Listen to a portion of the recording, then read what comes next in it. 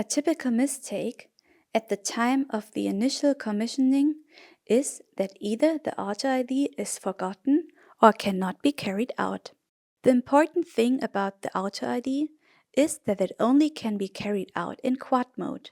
To enter quad mode, I repeatedly press the mode button.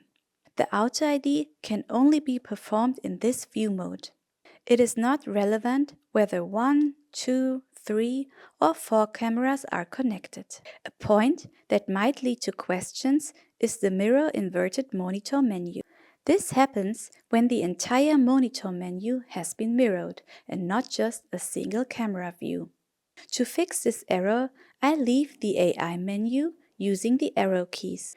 I confirm by pressing the S button to leave the menu. Now I call up the monitor menu. I press the plus button until I see the corresponding item.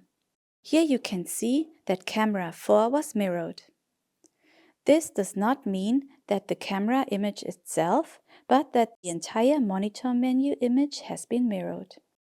Now I correct the error by using the mode button. Select the appropriate camera and put it into normal state again by pressing the arrow up button. I leave the menu by pressing the menu button.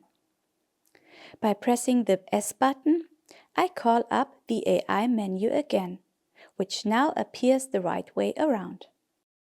If you have further questions, please check our other tutorials, look into the manual, or ask your local Motec partner.